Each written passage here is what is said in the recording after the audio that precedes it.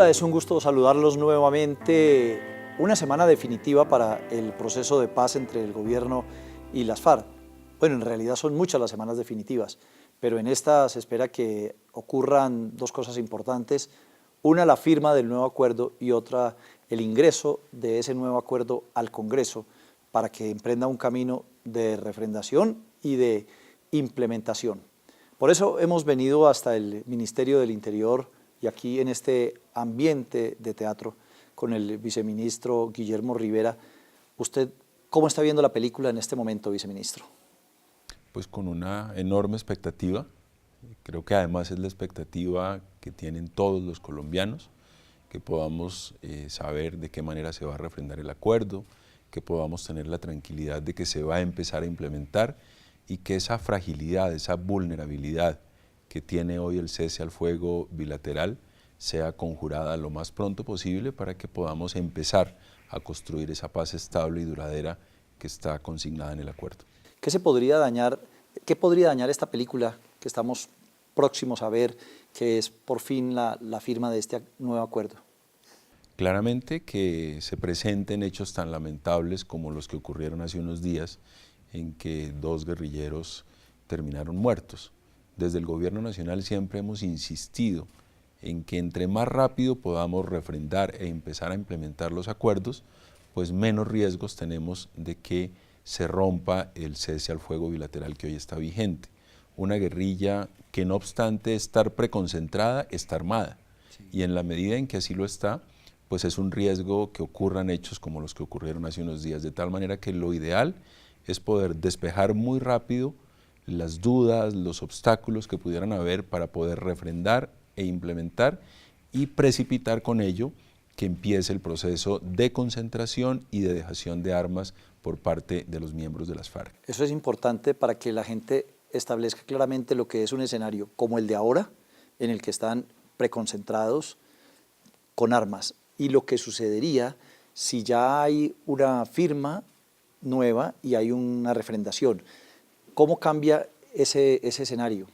Bueno, los protocolos que están establecidos en el acuerdo para el proceso de dejación de armas se activan el día D, es decir, el día de la firma del acuerdo y de su refrendación. De tal manera que una vez surtido ese trámite, empezará el desplazamiento de los guerrilleros hoy preconcentrados a las zonas de normalización transitoria y empezarán a correr los términos previstos para la dejación de armas, de tal manera que 6 meses después de que empiece todo este operativo, podamos los colombianos tener la tranquilidad de que todas las armas que hoy están en poder de las FARC estarán en manos del mecanismo de monitoreo y verificación coordinado por las Naciones Unidas, y ahí sí podremos decir que las FARC han dejado de existir como organización armada. ¿Por qué es más seguro ese escenario que el actual? Para que la gente entienda, ¿por qué estaría las FARC, la población civil, todos más protegidos en el escenario ya de un proceso oficial de dejación de armas y de concentración? En primer lugar, hoy las FARC están armadas y eso implica riesgos para las FARC, riesgos para la población. Una vez empiece el proceso de dejación de armas, pues ellos empezarán a entregar las armas, estarán además monitoreados por el mecanismo que lidera las Naciones Unidas, cuyos protocolos ya están previamente establecidos en el acuerdo. Estarán en una zona perfectamente georreferenciada, con unas reglas también establecidas en los acuerdos para la convivencia de los guerrilleros y para su interacción eventual con los ciudadanos comunes y corrientes, con las autoridades locales, es decir que está todo previamente acordado en términos de reglas en las zonas de normalización transitoria. El área, la periferia está protegida. Además acordonada, protegida, verificada, digamos, todo eso lo hace mucho más seguro para la población civil, para la fuerza pública y también para los miembros de las FARC. Digamos que hoy estamos en una etapa de preconcentración que debió durar muy poco tiempo si el acuerdo hubiese sido refrendado el 2 de octubre, pero que se extendió en el tiempo. Por eso hemos insistido desde el gobierno en que la condición de hoy es una condición de extrema fragilidad, de extrema vulnerabilidad. Por eso es urgente empezar la implementación de los acuerdos y precipitar el desarrollo de los protocolos previstos para el proceso de concentración y de dejación de armas. Viceministro, antes de entrar a la mecánica de lo que vendría para el acuerdo en el Congreso, ¿qué puede estar pasando en este momento? ¿Cuáles son los indicios que se tienen? ¿Qué es esta amenaza, estas muertes que se están registrando de dirigentes? Ya sucedió lo de los guerrilleros, pero ahora son dirigentes sociales y de derechos humanos. Bueno, al gobierno nacional le preocupa mucho lo que está ocurriendo. Ha sido una constante preocupación. Nosotros nos reunimos aquí en el Ministerio del Interior todas las semanas en una comisión de alto nivel que la integran el señor Defensor del Pueblo, los ministros de Interior y Defensa, el señor Fiscal General de la Nación, el director de la Policía. Acude a esa reunión como invitado permanente el representante de la Oficina del Alto Comisionado de las Naciones Unidas para los Derechos Humanos. Y en esas sesiones le hacemos un seguimiento a las investigaciones que desarrolla la Fiscalía General de la Nación sobre atentados, agresiones a líderes sociales y a defensores de derechos humanos. Y habíamos notado cómo en los últimos meses de este segundo semestre, comparados con algunos meses del primer semestre de este año, ese tipo de agresiones habían disminuido. Sin embargo, este fin de semana se incrementaron y además ocurrieron en zonas que son muy sensibles para el proceso de paz, como San Vicente del Caguán, como el piedemonte llanero en los límites de Meta y Caquetá, en el norte del departamento de Nariño. Por esa razón, mañana el propio presidente de la República va a liderar la sesión correspondiente a esta semana de esa comisión y en ella vamos a evaluar qué es lo que está ocurriendo. Ahora bien, recuerde usted que en los acuerdos de La Habana, tanto en el anterior como en el nuevo, se establece también una comisión de alto nivel de garantías, que se denomina para el ejercicio de la participación en política, entendida esta como el ejercicio del pluralismo político, es decir, que todas las personas puedan expresar su opinión y puedan desarrollar sus labores de liderazgo social o en defensa de los derechos humanos sin que eso les signifique ningún tipo de riesgo y mucho menos que eso les signifique sufrir atentados contra su integridad o contra su vida.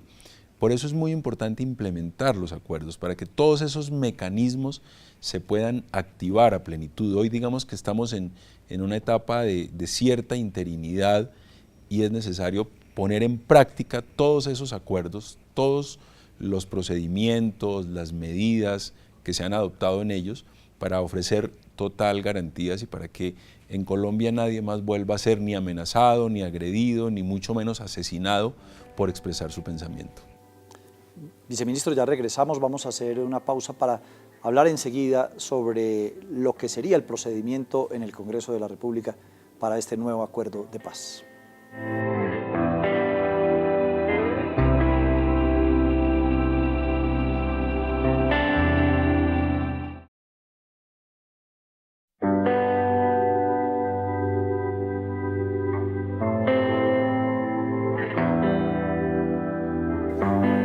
Viceministro, el camino para el nuevo acuerdo en el Congreso de la República, ¿cómo es? ¿Qué es a través de una ley de refrendación?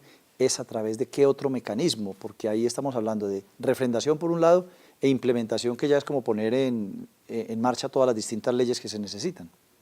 En el nuevo acuerdo, el gobierno y las FARC dejaron abierta la posibilidad de refrendación a través de distintas alternativas.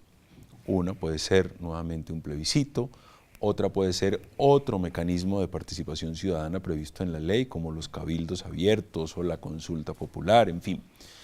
Pero también en ese nuevo acuerdo se abre la posibilidad para que a través de las corporaciones públicas, es decir, las de elección popular, tanto la del nivel nacional, como lo es el Congreso de la República, como las del nivel territorial, que son los consejos y las asambleas, pues eventualmente también a través de ellas el acuerdo puede ser refrendado.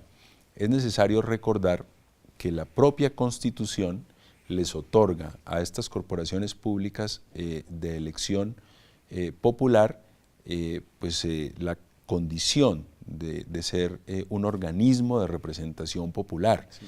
Y la democracia, lo señala la propia Constitución también, se ejerce bien de manera directa, como se hizo a través del plebiscito del 2 de octubre, o de manera indirecta a través de los servidores públicos que tienen mandato popular, como en efecto lo tienen los miembros de las corporaciones públicas.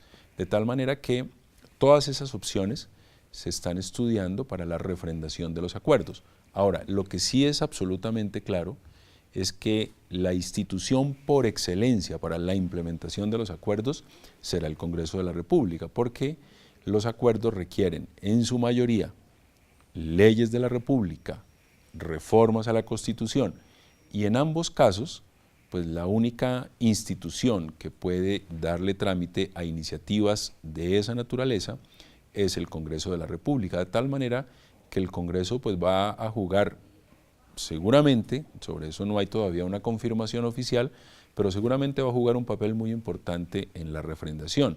Y de lo que sí no hay duda es que va a ser la institución por excelencia a través de la cual se van a implementar los acuerdos. Además, vale la pena tener en cuenta, la refrendación no es una obligación, es realmente un acuerdo, es parte de lo que se acordó con las FARC, y es una decisión de gobierno y de FARC incluir refrendación, pero podría no haber. Sí, lo que el presidente ha señalado con total claridad, incluso lo hizo en la noche del 2 de octubre, sí, es que él nunca ha perdido sus competencias constitucionales para celebrar acuerdos con organizaciones armadas al margen de la ley en el propósito de buscar la finalización de un conflicto armado. Y así como tiene esas competencias, también tiene las de implementar esos acuerdos. En el caso del acuerdo anterior, el que fue sometido a la consideración del pueblo colombiano el 2 de octubre, la Corte Constitucional señaló que en caso de que ganara el no, el presidente quedaría inhibido para implementar ese acuerdo que se sometió a consideración de los colombianos. Este acuerdo que existe ahora, que fue anunciado hace unos días por el doctor Humberto de la Calle y por el señor Iván Márquez, es otro acuerdo. Y sobre este otro acuerdo el presidente tiene plenas facultades para su implementación. Otra cosa es que tanto gobierno como FARC dejaron abierta la posibilidad en este nuevo acuerdo de refrendarlo a través de distintas opciones, todas ellas previstas en la Constitución y la ley. Sí, eso también le escuchaba decir en estos días al presidente del Consejo de Estado, que lo entrevistamos, y decía, los efectos del plebiscito ya se cumplieron para el anterior acuerdo. Es decir, ya se negó eso, si había que modificarlo, pues ya se modificó, pero lo que hay ahora es un nuevo acuerdo. Esos efectos se cumplieron porque ese acuerdo no fue refrendado por el pueblo y el presidente, como consecuencia de ello, no implementó ese acuerdo. Ahora estamos hablando de otro acuerdo. Este acuerdo del que estamos hablando ahora es distinto al que se puso en consideración de los colombianos el 2 de octubre. Correcto, y tampoco es que esté establecido que el plebiscito tenga que ser siempre el mecanismo, entre otras cosas, porque está pendiente un fallo de la Corte Constitucional que podría incluso tumbar el plebiscito como mecanismo de refrendación. Sí, hay una decisión que está pendiente en la Corte Constitucional en virtud de unas demandas de inconstitucionalidad que fueron presentadas por un grupo de congresistas. Entendemos que algunos de ellos pertenecen al Centro Democrático y que en el ejercicio legítimo de la acción pública de inconstitucionalidad, pues presentaron las objeciones ante la Corte Constitucional en relación con el acto legislativo que establecía un procedimiento especial para la implementación de los acuerdos. Habría que esperar qué dice la Corte al respecto. Esa es una decisión que el gobierno respeta, como siempre ha respetado las decisiones de las autoridades judiciales. Bien, pero entonces ya tenemos el acuerdo, el nuevo, firmado, cuando se tenga firmado, y uno va al Congreso de la República, ¿ahí qué hace? ¿Cómo se lo refrendan? ¿Qué instrumentos hay para refrendación ya dentro del Congreso? No hablemos de implementación. Bueno, es importante decir que la Constitución señala que el Congreso o que los congresistas pues tienen un mandato popular, que el Congreso es un órgano de representación popular y que cualquier decisión que tome el Congreso de la República lo hace consultando el bien común y ese mandato que le ha sido conferido por los ciudadanos, de tal manera que el Congreso es el órgano de representación popular por excelencia. En ese orden de ideas, pues el Congreso, cuando toma decisiones, es decir, cuando aprueba un proyecto de ley, cuando hace un debate de control político, cuando modifica la Constitución, la hace en nombre del pueblo colombiano, del pueblo que lo eligió. De tal manera que si el Congreso toma la decisión de refrendar el acuerdo, el nuevo acuerdo, pues lo haría a nombre del pueblo colombiano en virtud de ese mandato que a este Congreso le fue conferido en las elecciones de marzo del 2014. Así que, digamos, el mecanismo específico a través del cual el Congreso podría refrendar el nuevo acuerdo suscrito entre el gobierno y las FARC, pues digamos, está abierto a las, digamos, a todas las posibilidades, a todas las herramientas que tiene el Congreso para tomar decisiones. El Congreso hace leyes, el Congreso modifica la Constitución, el Congreso hace control político y a través del control político, pues el Congreso de la República también adopta decisiones de carácter político. Como acuerdos, por ejemplo, como grandes acuerdos, porque por ejemplo si se hace a través de reforma constitucional o a través de ley, pues es un trámite que de todas maneras se demoraría mínimo unas 3 semanas. Sí, pero podría ser a través de un acuerdo también. El Congreso también hace control político y a través del control político también toma decisiones. Recuerde usted que en el Congreso existen figuras como la moción de censura, que no es un trámite de proyecto de ley ni de ajustes a la Constitución, es un trámite de control político frente a un ministro de Estado. El Congreso hace debates de control político y en esos debates de control político examina una situación particular y al final de cada debate se declara satisfecho o insatisfecho frente a lo que expresó el gobierno en ese respectivo debate. Todas esas decisiones tienen una connotación de carácter político y cualquiera que ellas sean, el Congreso las asume en representación de los ciudadanos. Bueno, pues ahí me estoy imaginando yo unas figuras, como que entonces el gobierno le hacen un debate sobre el tema y finalmente el Congreso dice estamos satisfechos con esta explicación dada por el gobierno y le otorgamos pleno respaldo a la decisión adoptada como el acuerdo. Todas las decisiones del Congreso están regladas. Sí. Para tramitar un ajuste a la Constitución existen unos procedimientos reglados, para tramitar una nueva ley o las modificaciones a una ley existente existen unos procedimientos reglados, para el ejercicio del control político existen unos procedimientos reglados y hasta para los pronunciamientos políticos del Congreso existen unos pronunciamientos reglados. Hay constancias que se dejan en el Congreso, hay proposiciones para hacer control político, con posterioridad al control político el Congreso se declara satisfecho o insatisfecho y sobre todas esas decisiones quien da fe de las mismas es el secretario general o del Senado o de la Cámara de Representantes o de cualquiera de las comisiones. Un poco lo que quiero decir es que todas las actuaciones del Congreso se hacen en consideración del mandato popular que tienen los congresistas y todas ellas están absolutamente regladas en la Constitución y en la ley. Bueno, y ya sigo en esta hipótesis, el gobierno ya logra esa aprobación, lo que se consideraría la refrendación, la tiene aquí ya lista bajo el brazo, pero tiene que aprobar inmediatamente una serie de leyes que ya son de implementación, una ley de amnistía y otra serie de leyes. ¿Cómo sacarlas en este corto tiempo si el mecanismo de vía rápida se hundió? ¿Cómo sacar aquí en lo que queda leyes tan urgentes? Bueno, el mecanismo de vía rápida no se ha hundido, no ha entrado en vigencia.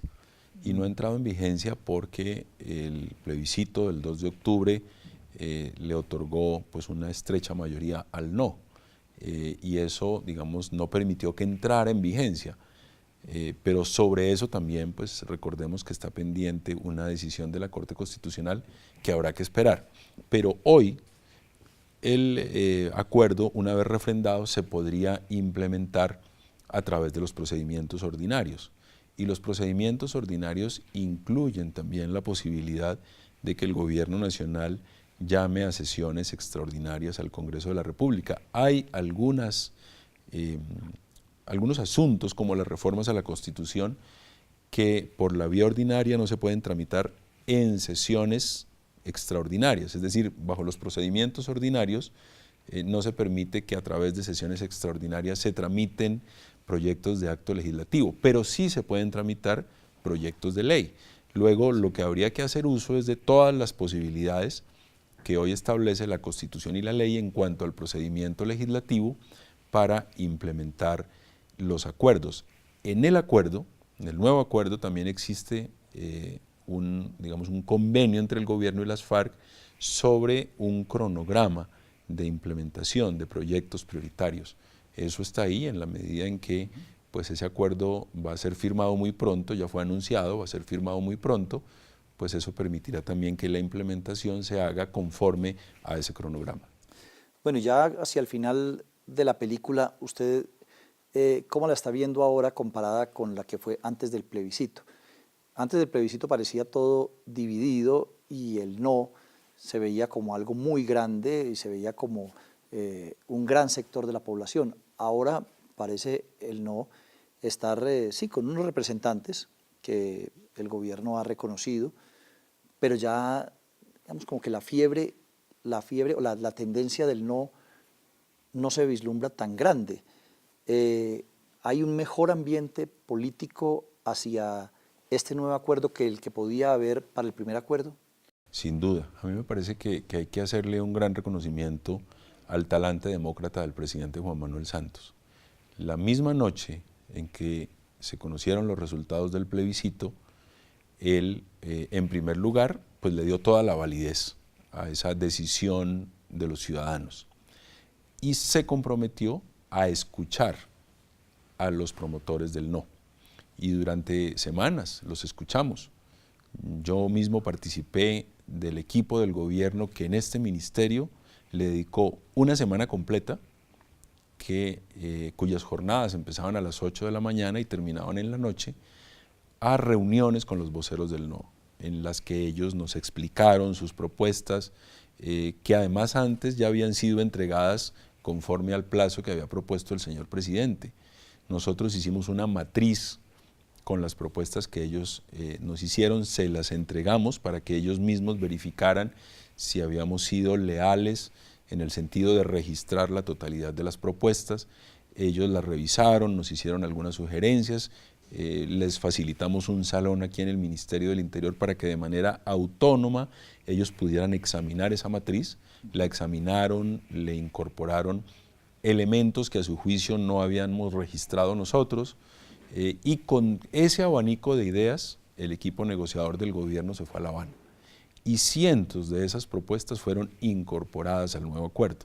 El país lo conoce, el país lo sabe porque a través de los canales de televisión, de las estaciones de radio, supo que en este ministerio estuvimos en largas e intensas jornadas reunidos con ellos y saben qué propusieron y pueden comparar el acuerdo previo al 2 de octubre con el acuerdo nuevo y van a notar inmediatamente los cambios, que son cambios muy importantes, que reitero son cientos de propuestas incorporadas que reflejan las posiciones del no. Me parece que eso ha ayudado a mejorar el ambiente, a que muchos colombianos sientan que este nuevo acuerdo los representa. Seguramente muchos no se sentían representados en el acuerdo anterior y ya no se percibe ese clima de polarización que se percibía con anterioridad al 2 de octubre. Así que yo diría que hay un muy mejor ambiente para este nuevo acuerdo y para su implementación. Sí, salvo por estos acontecimientos del orden público que pues todos confiamos en que se puedan aclarar prontamente. Pues viceministro Guillermo Rivera, muchas gracias por habernos recibido aquí en este auditorio del Ministerio del Interior. Asistimos aquí a una corta proyección de lo que está pasando con el acuerdo de paz en este momento y esperamos en una próxima oportunidad tener más elementos con nuevos hechos, con nuevos acontecimientos sobre el proceso de paz, ojalá muy positivos. Que descansen.